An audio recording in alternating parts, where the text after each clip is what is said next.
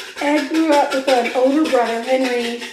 His father, George, was an alcoholic. His mother, Augusta, was a religious fanatic. Oh, like super strict on religion and sin and just anything to do with sex was immoral. And, raising two boys, you kind of have to help them find their way in life, but you cannot repress them. It's not healthy for them. You have to walk a fine line. You do. Because you don't want to create something that seems so taboo that it becomes an obsession. Exactly. So, but Augusta, that's not how she did. She didn't do a good job. That is not at all how that was not her approach. No. But, so, Henry and Ed helped out. The family lived on a farm. And the dad, George, passed away in 1940. He was an alcoholic, so that's not a big shocker. But Ed and Henry would go and do odd jobs. And it was also their responsibility to take care of the property. So in 1944, Ed and his brother Henry are out clearing some brush. Now, remember, Ed was born in 1906. Henry's a little bit older. So these aren't just two kids out cleaning up brush. Just a couple of broads. They're just a couple of broads cleaning up some brush. Yeah. And what do you do with brush on a farm? You burn it. You burn it. Right? Well, somehow or another, poor Henry goes missing. Okay. And when Augusta tries to figure out where Henry is, she calls the police in. The police come in, and somehow Ed is able to lead them to where Henry is. Initially, they were thinking perhaps he died because this brush fire that they were burning got out of control. Okay. And it just became unmanageable, and that's how he died. But Henry had some bruising on his head and body that maybe didn't come from the fire, right? Because how many fires that you know of called bruising? Not outdoor fires. But no charges were ever brought. But there was some speculation that perhaps Ed had something to do with it. Further down the line. Okay. Further down the line. Okay. So Ed was not the social type. He didn't date. He stuck close to home. When I say he was a mama's boy, he was like a mama's boy to the 100th degree. He was obsessed with his mother. Obsessed. Just completely loved her, wanted to be around her constantly. Which she probably really enjoyed and fed into because that's what felt good to her. Absolutely. Especially once she lost her husband. Yes. Well, by 1945, Augusta had passed away. And that left Ed kind of alone, right? Yeah. Because his brother's dead, his mother and his father are both gone, and it's just him out on that farm. And he stayed in that family home and was able to provide for himself, get this, by working odd jobs for his neighbors and babysitting. He was like the town babysitter. Oh, that's so scary. What the hell? Well, I mean, at that point, they didn't know anything. It's true. So why wouldn't you? You're a kid, and he's lost pretty much everybody in his life. He's not a kid, though. This is a 40-year-old man. Okay, but here's a 40-year-old man who has lost everybody in his life. And the townspeople probably thought, and especially back then, nobody thought twice about that. Right. And, they wouldn't have thought twice about letting a 40-year-old man come in and take care of their kids. I guess. They just wouldn't. But today we know better. Sorry, 40-year-old men, but you shouldn't be babysitting. It's just not okay. Yeah. So, Ed pretty much flew under the radar until 1957. But in 1957, a local hardware store owner named Bernice went missing.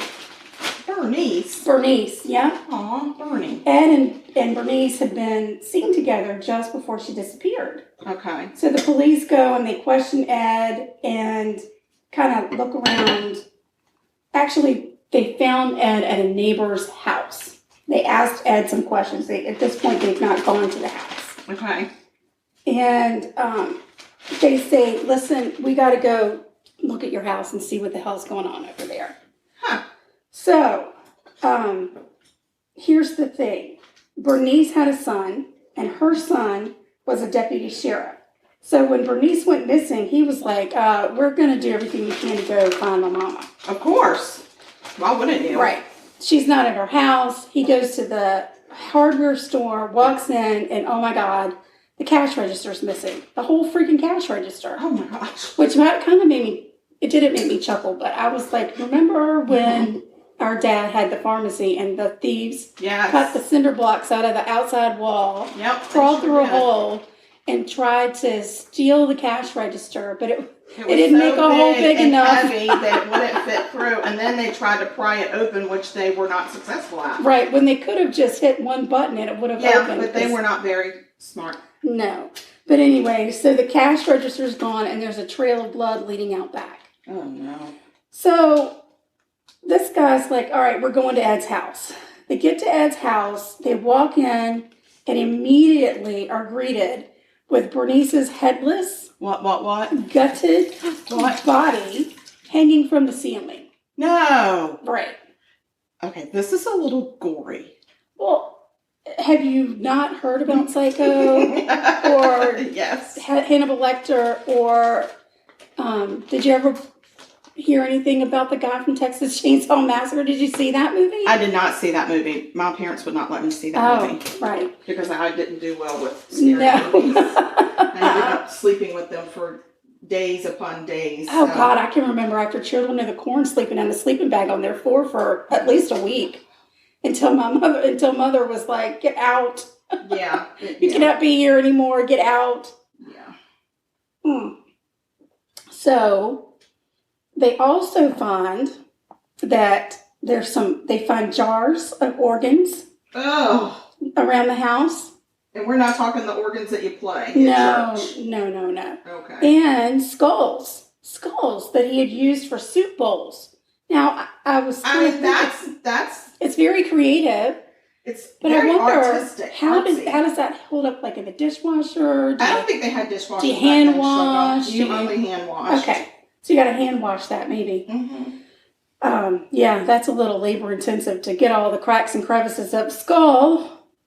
I mean, I don't know. The inside of a skull's pretty smooth. I guess. I just don't know how you avoid the eye holes and the nose holes with it leaking out. He must have just taken the cranium. I guess. I don't know. Listen to me acting like I know about skulls. It is a little scary. So this find causes them to say, all right, we gotta really take a deep dive here.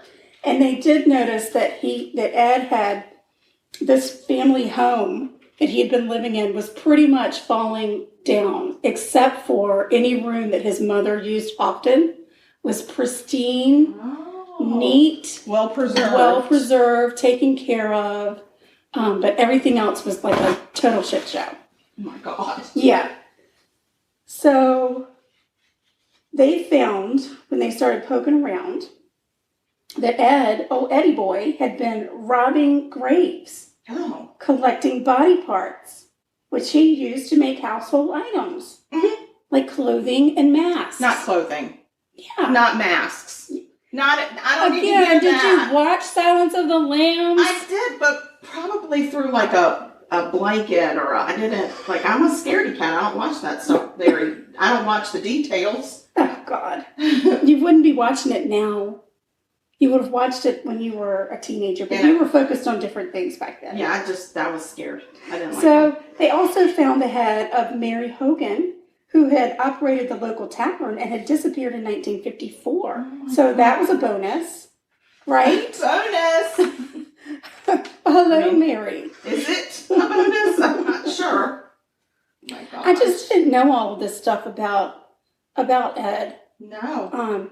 Anyway, when the authorities questioned him, he confessed to killing Bernice and Mary. He also admitted that he had been digging up corpses for body parts, necrophilia, and skin, so he could make his skin suits and masks to wear around the house. He wore them? He wore them. He wore them around the house. I'm guessing that's why he had Bernice hanging. He was probably drying her out, maybe. So in January of 1957, Ed was found unfit to stand trial and was committed to Central State Hospital in Wisconsin. Oh my gosh. Where he worked as a mason, and he even became a medical center aide. Hello, creepy. Creepy. Do you want him to be your aide? I don't want him to be anywhere near me. No. Huh. No. This is a no. So I always thought this guy was like, they sent him to prison and, you know, he got life sentences or he was sent to the electric chair. I had no idea. But so he's hanging out in this mental hospital, the state-run mental hospital. Which, by the way, you don't get any better over there. You just, you get let me stored. tell you. But I don't know, maybe they were studying him. In 1968, they take Ed back to court and say, all right, now you're fit to stand trial. Okay. So maybe whatever they were doing over there was working for him. Right. And or he was learning all the right words to say. Maybe. To get him out of there. And he goes up for Bernice's murder. Mm-hmm. He's found guilty. Oh, that's a good thing. However, he's also found to have been insane at the time of the murder. Here we go. So he was sent back to the Central State Hospital. He didn't go to jail. Did you know that? I had no idea. Those places are not great. I don't know. He seems to be doing really well there. Well, I mean, there's probably structure, and he's probably figured out you don't have to eat cereal out of a skull. I don't know. Nice. I don't know. I feel like maybe he enjoyed that. Well, maybe he just felt like he could be around other people that were like-minded. Maybe. You don't know. No. So, in 1974, Ed did petition the court for his release, I guess, but he felt like in 1974 he was well enough to be among society. Thankfully, they denied his request. Oh my gosh, thankfully. And then at some point in the 70s, he started to get sick. They transported him to, I think it's called Mendota Mental Health Institute. Fancy, because this is now, like not a state-run facility, but a private hospital. An institute. Right. Where he died of cancer and respiratory illness in 1984. Wow. How crazy is that? Yeah. I never knew that he never went to jail.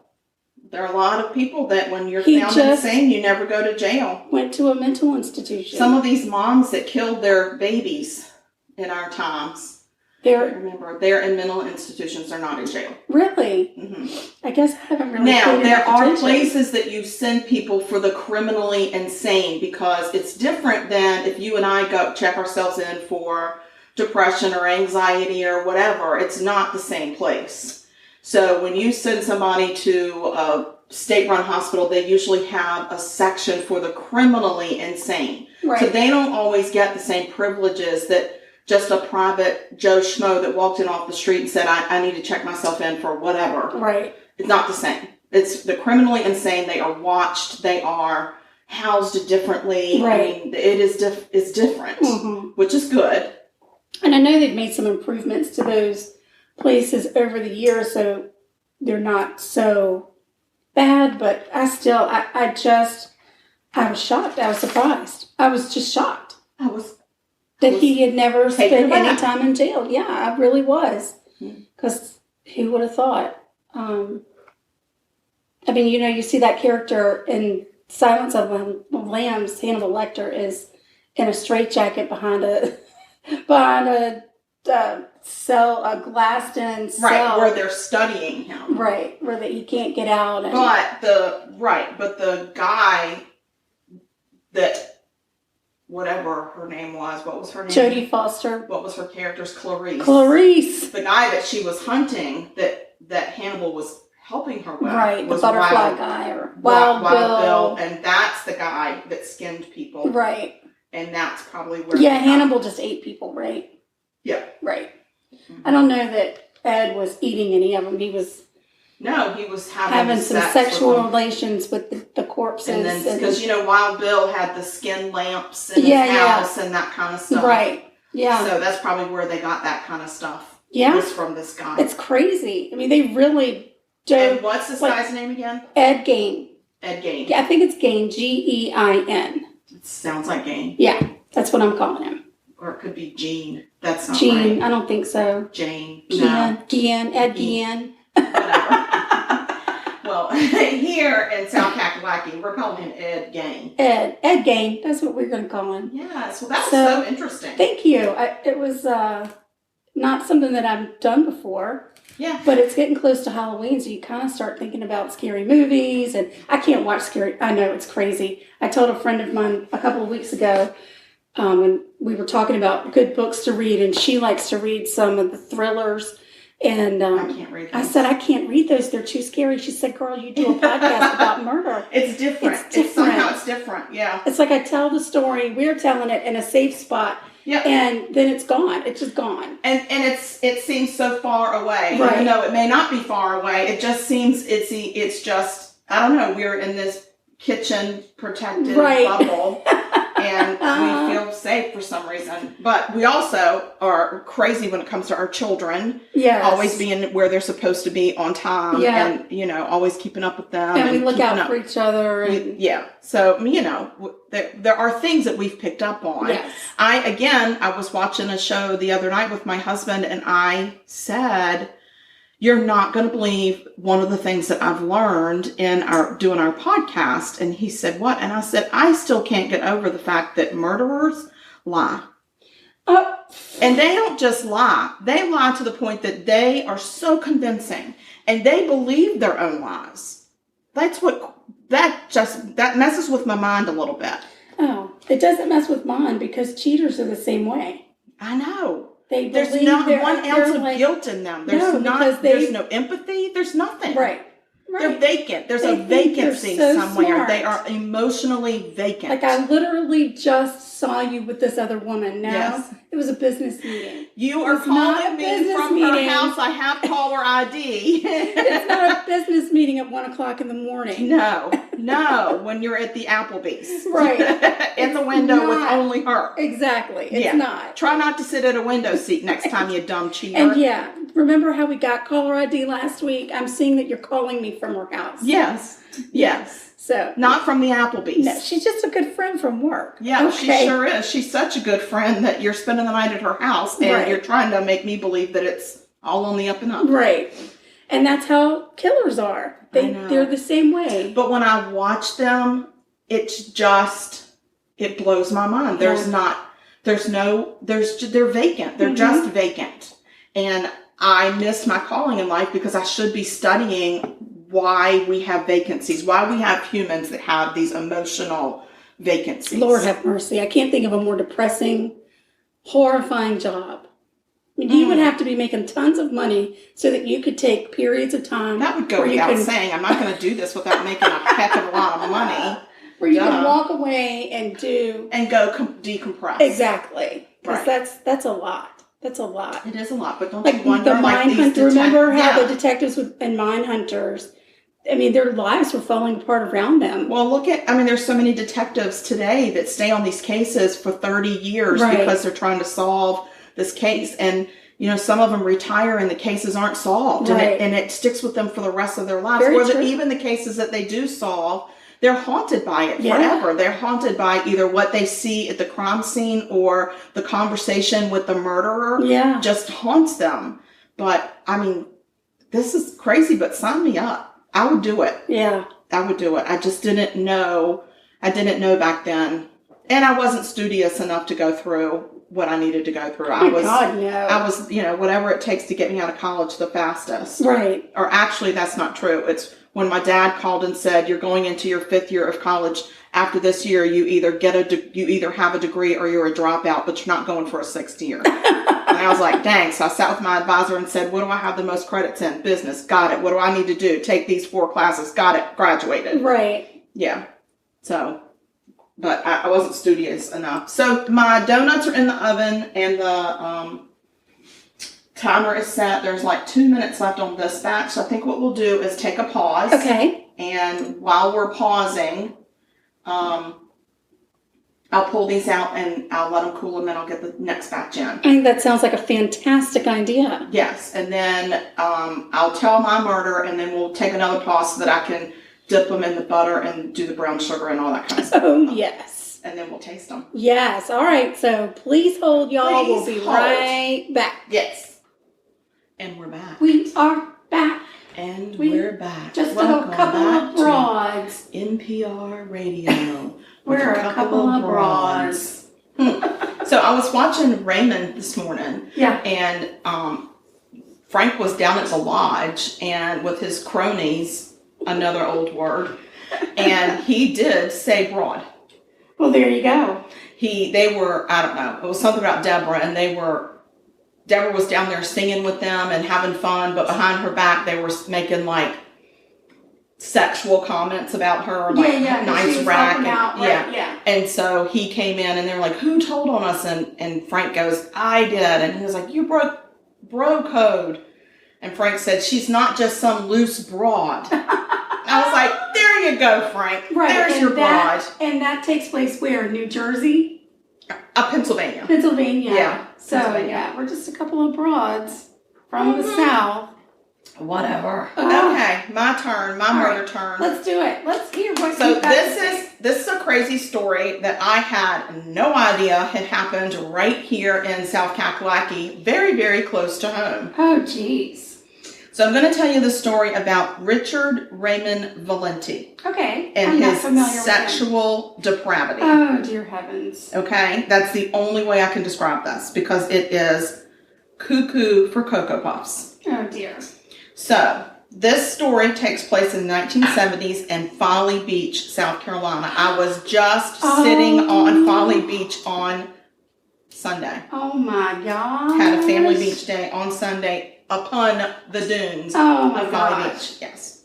Oh, this is crazy. Oh, it is crazy. Oh, my God. So, let's hear it. February 1974, about 5 o'clock in the afternoon, a teenage girl is discovered tied to a tree in a shopping center. What? She's tied to a tree. Oh, my Lord. She was alive. Okay. She was unharmed. Okay. But quite traumatized. I can imagine. So she said a strange man had threatened her with a gun and tied her to the tree. And just left her? Yeah. Oh, my Lord. She had seen his face and could describe him to the police. And the police wondered if this incident could have been related to the disappearance of 2 teenage girls that happened the previous May, but they couldn't be sure. So I'm going to tell you what happened the previous May. Okay. May 23rd, 1973. Okay. 2 teenage girls were reported missing from the area. The girls were 15-year-old Jan Clark and 14-year-old Alexis Ann Latimer. Mm-hmm. They had been last seen at the beach house of Alexis's parents. They had gone there to clean the beach house for some extra money for their, just to do chores. Right. And they had vanished without a trace. Oh my gosh. Just were missing. As a matter of fact, I think it was Jan's mom was a nurse at Bon Secours in West Ashley. And she was working the night shift and she was asleep on the couch getting a nap in before she went to work.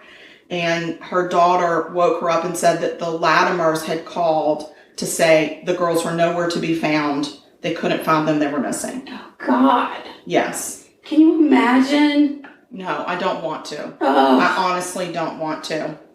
So they had just vanished. There was no trace of them at the beach house. There was no sign of a struggle. There was no sign of like a forced entry into the house. It was just like they vanished. So then in September of that same year, a young girl escaped from a man that had tried to grab her and rape her. Oh my gosh. This is at Folly Beach? Yes. Oh so my she Lord. had reported the incident to local naval officers, but she did not go to the local police. I think she assumed that they would go to the local police, but for whatever reason, that was not followed up on. So then in February, that girl was found tied to the tree. Okay. In the shopping center. 9 days after she was found tied to the tree, February 21st, 1974, 16-year-old Mary Erlane Bunch also vanished. She had been hanging out with some friends at Folly Beach, and they said she just disappeared. What must the townspeople have been thinking at this point? I don't think they were thinking a lot because it was 1974. So I don't think that there was anything on the news at that point, and I don't think that, I mean, it was just like some hearsay here and there. If you knew the families, you knew what was going on. Communities like that are pretty tight-knit. I would imagine they were fearful. Well, I don't know. Her father was actually a police officer. No way. So he's now listed as a former Folly Beach police chief, but I don't think he was the police chief at that time. I couldn't find any indication of that. But he was definitely on the police force. Holy crap. And it's his daughter that's missing? And his daughter is missing. Oh, my God. So 7 weeks after Mary vanished, this is April 11th now, a young female visitor, she was a tourist to the area, reported to police that she had escaped from a man who had tried to abduct her off the street. Oh, my God. He had tied her up and asked her if she would submit to having sex with him. What? And she told him, I'll have sex with you only if you untie me. Because she was scared that he was going to rape her and kill her and she wouldn't be able to fight. Right. So, that was smart. I know. The way she escaped is that he got very distracted because he couldn't get an erection. Isn't that all? Once he untied her, he couldn't get an Oh, erection. no. And so she was able to run away, and she went and told police. Oh, my God. So this asshole was all revved up when he ties people up. Oh, my God. So at this point, police know there's a serial rapist in the area targeting young teen girls. Oh, my God. That's what they know. So the next day, And the guy from the police chief or the police man's daughter is one of them. Yes. It's missing. Oh, yes. My God. So the next day, April 12th, there was a police officer that was patrolling Folly Beach, the Folly Beach area on foot in a kind of a remote area on an unrelated matter, but it was kind of down, kind of more remote where the houses are more spaced out. Right. And he hears girls screaming. So he's like trying to investigate, trying to figure out where these girls are and where the noise is coming from. And so he found them.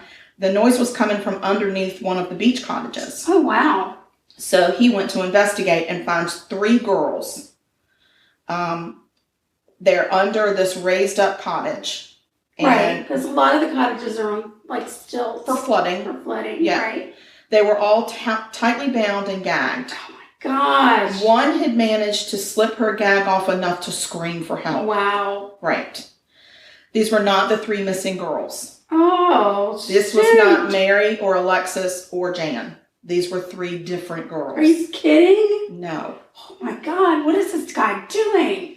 So they told the officer they had been held up at gunpoint by a man that approached them on the beach. Oh, my gosh. And he marched them to this cottage and tied them up and gagged them and left them. Think about all the times we went to the beach, not Folly Beach, but the Outer Banks when we were growing up. And we'd get there and our parents would just turn us loose and we'd walk on the beach. And all the time. You just don't think about it. Oh, my Lord. Yeah. And you always go down to the beach and you always want to try to get away from the crowd, right? Sure. You try to go and get, like, I want to spot away from all the crowd. I want to go somewhere more remote, no, we need to be in the middle of the crowd. Yeah. Right in the middle. Yeah. Find the biggest family and just go set your chairs up with them. Just say, hi, I do a podcast. I'm scared. I'm just going to pretend I'm with y'all. I want to go to the beach, but I'm scared, so I'm just going to hang with you guys. Safety in numbers. Y'all got the biggest number. I'm joining you. Yes. Brilliant.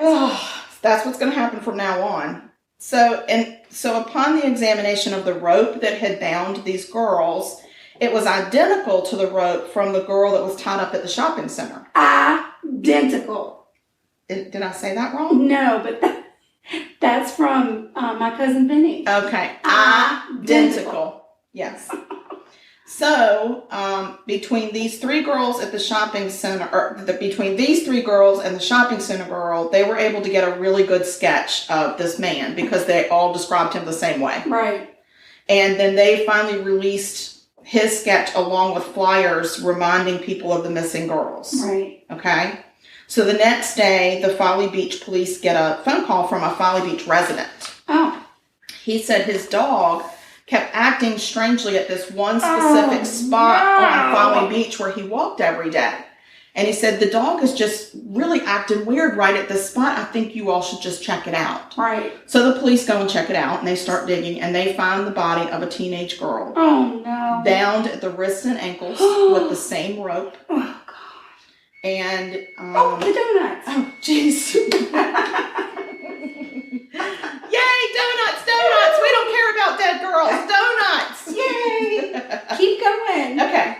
So, let's see.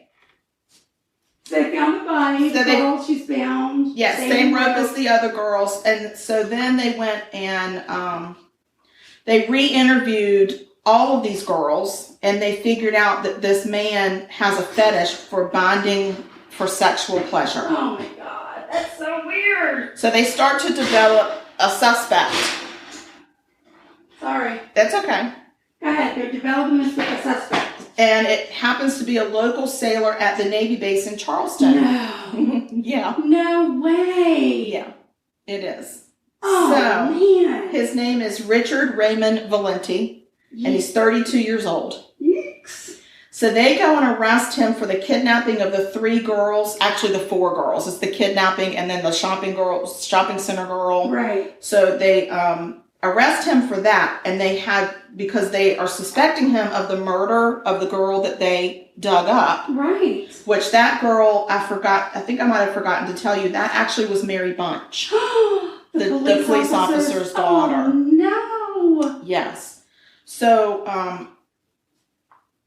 they arrest him for the kidnapping of the girls and then on suspicion of murder, but they had to have a reason to hold him. Sure, yeah. So, oh, no. Yeah. So they go to pick him up at his residence in May, and they're in the patrol car, and he starts talking. Oh.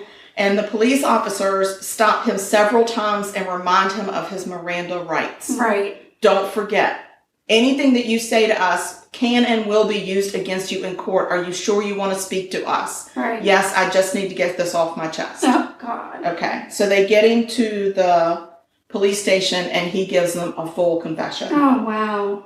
He confesses to kidnapping Alexis and Jan, raping them, and killing them. Oh, no. Yes.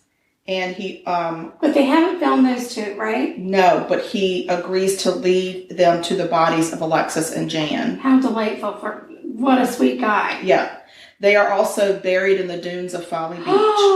Not far from where Mary's body was found. Oh, my gosh. All were tied with the same rope. Jesus. The difference is these 2 girls clearly, well, I'll get to that. Okay, I'll get to that. They're only skeletal remains. There's no body anymore. It's just skeletal remains. Right, yeah. I mean, look at the... But the rope, that there was rope still around their wrists and their ankles. Right. They were still bound, and it was the same rope again. Same rope. Gosh. This rope is freaking me out. So, he also confessed to raping them. Oh. So then, he starts talking to them about his porn addiction that he says started around age 7. What? So age 7, he's 32 years old. This is in the 70s. He didn't get this porn from the internet, girl. He got it from his daddy. Oh, Lord. He had to have. Where else would he get porn at the age of 7 back in the 60s, 50s? Very true. 40s. More back in the 40s. I mean, he's looking at broads. He's looking at naked broads. Yeah. Oh, my God. 7 years old. He's addicted to porn. I have a problem with that. Oh. I have a problem with him saying that because I somehow don't believe that. I don't know why, but there's something in my gut that says that's not true. You're trying to blame this on something from your childhood. Right. He also said the Lord had told him to do this to these young girls because they had the devil inside. What? Yeah. Usually it's the devil made me do it. Right. This is Jesus Christ himself has made me do it because Jesus says there's the devil in these girls. Oh my God. This man is 7 ways to Sunday crazy. So he was addicted to porn at the age of 7. At the age of 7. Eventually he joins the Navy, okay? Of He course. goes off to Vietnam Oh. in the Navy, and he comes back with this weird obsession with binding young girls. Right. Kind of makes you wonder how many he did that to in Vietnam. Well, exactly. Where did he get this from? Right. So he says that sexual feelings would come over him when he rendered young females helpless. Oh my gosh. At the time of all of this, he had a 5-year-old daughter. Are you kidding? I am not kidding. You talk about a sick man. This is where empathy, vacant. Because he can't look at his daughter and think, how would I feel if somebody did this to my 5-year-old daughter or when my daughter's 12 or 14 or 16? How is that going to make me feel if somebody does that to her? Oh my gosh. Exactly. So this is a sick ticket. Sick ticket. So in each case, he would find young girls and hold them at gunpoint and make them partially undress. He would bind them at their hands and feet. He would tie and untie them and retie them in several different positions. Oh my gosh. As he was getting aroused. And then he says he would only ask permission for them to have sex with him. Okay. And they usually, he says, wanted to. Of course. Can you imagine? I'm 14 years old. I have this 32-year-old man holding me at gunpoint, making me partially undressed and untying me, tying me, untying me, retying me. Sometimes my hands were in the front, sometimes over my head. And suddenly I want to have sex with you? Right. I mean, come on. Get with it, mister. Really? We don't believe your shit. No. So anyway, this man is really upsetting me, if you haven't noticed. I'm really upset because I have a daughter and I'm a person and I'm a female. I'm a broad. This would upset me. So, and I'm going to tell you, you're going to find out why I'm so upset in a minute, and then you're going to be upset with me. You're going to be like, what the freaking fludging shit in hell and bleh. Okay. Okay. I'll let you continue. I'm going to get through this. It's hard sometimes because they are such assholes. So he spoke specifically of Alexis and Jan. Mm-hmm. Okay, these are the first two that we know about. Right. I'm sure there were more. I mean, I don't know why. Has to have been. Yes. So he said that he took them under the house of this beach house, and he eventually he would make them partially undress, and he was tying and untying and all this kind of stuff as he was getting sexually aroused. And then he was like, and my ultimate fantasy was that I actually made them stand on chairs and I tied a rope around their neck that was hooked to the water pipe under the house. Yeah. And he says they struggled and they kicked the chair out from under their feet. Oh my gosh. But he also described how their feet were just inches from touching the ground. And yet he sat there and watched them struggle until they died. Oh my God. And he found that to be incredibly sexually arousing and masturbated. Oh my God. That is horrifying. Yeah. So, it makes me sick to my stomach, but I will still eat a donut. Don't worry about that. So, during the trial, his wife testified on his behalf. Are you kidding? Mm-mm. She said after he went to Vietnam, he was never quite right again. Okay. Okay? She had once walked in on him in the bathroom. He was naked on the floor, fondling a piece of rope and masturbating. What? Red flag, red flag, red flag. Why wouldn't you run? Why wouldn't you say, I'm taking my 5-year-old daughter and getting the flippin' hell out of here? You're a sick ticket. Go get some help. God. Yeah. So she knew he had these sexual depravity issues. She knew. Ugh. She knew. Oh my God. So, he gets tried for the abduction and murder of the first two girls, Alexis and Jan. Okay. He gets 2 consecutive life sentences. Okay. Okay? 2 consecutive life sentences. Okay. Not without the possibility of parole. What? Yes. Are you kidding? They did not try him on any other charges. They didn't even try him on Mary Bunch's murder. What are you talking about? Because the prosecution said he already has 2 life sentences We're good. Why are we going to put the families through this? We don't want these young girls that he kidnapped to have to relive this on the stand. We're just going to let him go to jail. This is probably typical 1970s thought process. Yes, exactly. Oh, my God. So, every 24 months, yeah, this man comes up for parole. Every 2 years he comes up for parole? Every 24 months he comes up. Since the 1970s? It started in the 2000s. Okay. It started in 2007, I think. Okay. Okay. Not that that's any better, but... So I want you to know he is housed at Lee's Correctional Facility in Bishopville, South Carolina. Oh my gosh. Yes, which, yeah, that's not that far from here. It's like outside of Florence. Right. This is the part that gets me. His wife and daughter attend every single parole hearing on his behalf. What? And they petition every 2 years to have him released. Because they don't think he did it, even though he confessed, or because why?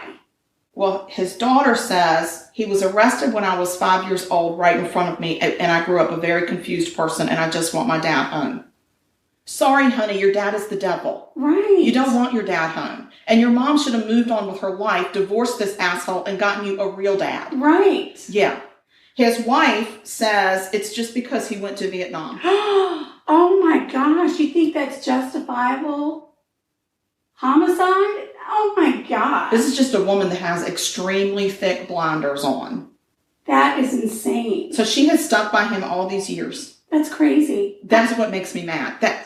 It infuriates me. Oh my gosh. So the families of Mary, Alexis, and Jan attend in person every year. So his wife and daughters, you have the option of going and attending through like the courts. You can do through video, and right. They attend through video. They don't actually, they've gone to see him a couple of times. He doesn't always attend. Sometimes he's in Colombia on video and they're with him. So it's just a really I don't know how these parole hearings work. This is another situation where I wish I could be part of it, but they will never let me because I won't be fair. So what happened was, Jan's sister and Mary's sister, and I think somebody in Alexis's family, they go every year. They're every 2 years to the parole hearings. Oh my God. They also collect signatures to turn in personally to the parole board of all these citizens that do not want him released. They just shouldn't have to go through that. Every 2 years, they have to relive this. They shouldn't They have to do take all their pictures. And their pictures I found on the internet of where they were digging up the two bodies and where they were found. Oh. They They have pictures of the crime scenes. They have pictures of the skeletal remains. They have to bring this out. Mary's mother, I think it was Mary's mother, died of a heart attack a year after she was missing, and right. her sister says she died of a broken heart. Of course, she couldn't live. At that point they still didn't know where Mary was. Right. So he should never be let back into society. The biggest fear that these families have is that he's 73 years old now, and they are so fearful that the parole board is going to see him as non-threatening because he's old. Ugh. Right. He says he's done his time and he just wants to go live out his time with his family, that he has found the Lord. Of course, they all do. Guess what? I remember he found the Lord when the Lord told him to do this. Exactly. I think he found the wrong Lord. Right. And here's my thing. You found God. Bully for you. Sit in your cell and pray until you rot in that cell. Exactly. I mean, I think it's great that you found God. God is going to forgive you when you get to his presence. But until then, you've got to serve your sentence. Yeah. And listen, there are so many stories about 70-some-year-old child predators that were finally let out of jail only for them to go do it again. Exactly. Men have sexual urges in their 70s. Right. And it wasn't just it wasn't just that he was raping these girls. He murdered them. He bound them. He degraded them. like tortured them, struggle, and they died. So exactly. So there's no excuse for them ever letting this man out. He better not get out, because I will go perch myself in front of his front yard all day, every day for the rest of my life, reminding people what a horrible person he is. Oh my gosh. Because they should never let him out, and it should just be done. If he found God, what he needs to do is ask God to take him now. Right. Do us all a favor and ask God to take you. Yeah. Because you've got nothing to offer to society. No. And I'm sorry that your wife and your daughter have held on for all these years, but that's your wife's fault. Yeah. She should have been a better mother, and she should have taken that child and gone on with their lives. Right. But no, he doesn't get to have all of his family, because he took these girls from their family. Right. In their teens. Yes. Exactly. So anyway, I think that his parole, I think, is coming up in October again of this year. This is the year.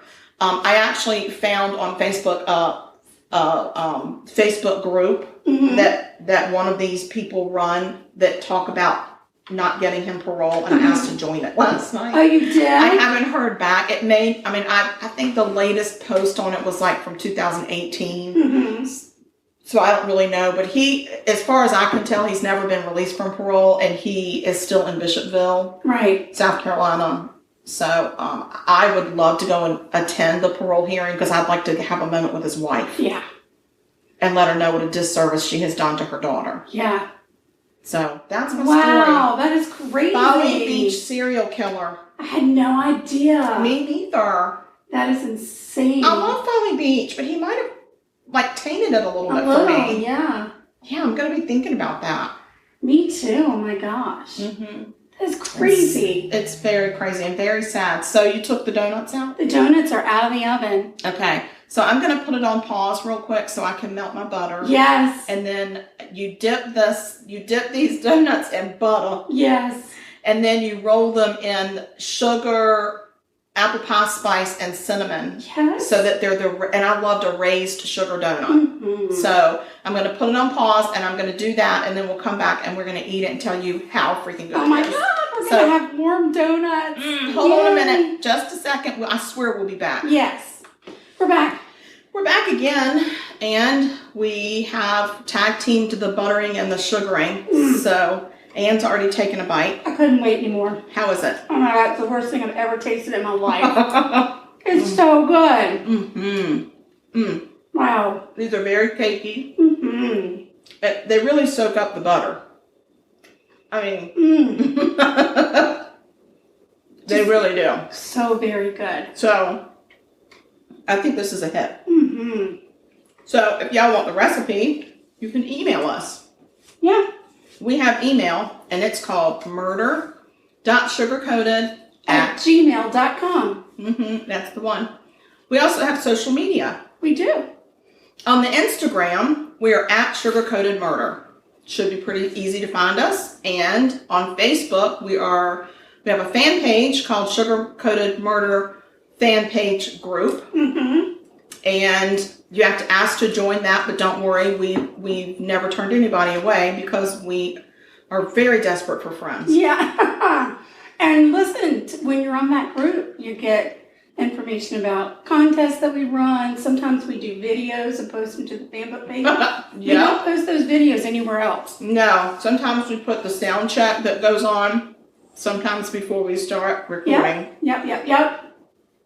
And then there's a regular Facebook page that is Sugar-Coated Murder Podcast. Right. We have a website called sugarcoatedpod.com. And guys, we're selling merchandise. We are. Oh my gosh. And that you can find our merchandise under Sugar-Coated Murder Podcast, I think it is. Look for the logo, because you'll know if you got the right one or not. But it's on TeePublic. Yeah. And later this week, we're going to be releasing more merchandise on another website. So we'll post that on all of our social media and let y'all know where it is. Tell your friends about us. Let us know you're out there. We love getting an email from you guys. We love, if there's a murder you want covered, if there's a recipe that you want us to do, then do it. Yeah. Send it. We'll try anything. We're not afraid of failure. Stay sweet and don't murder. Don't do any of those things because we're just a couple of broads. Mind your manners and wash your damn hands. All of those things. Yes. And have a great week. And y'all have a great week. Rest of your week. Yes. And thank you so much for tuning Get in. We your love kitchen, y'all. Make some loving, wonderful things for your family, your Go buy some friends. apple cider. Dump it in a saucepan, put 2 sticks of cinnamon in it, and warm it on your stove and see if they don't go crazy for it. Exactly. So, and then serve it up in a cup of tea. A cup of tea. Yes. All right, guys. Well, we're going to go. We are. I'm still eating my donut. I'm done with mine. And we love y'all for so another. much. Bye. Bye, y'all.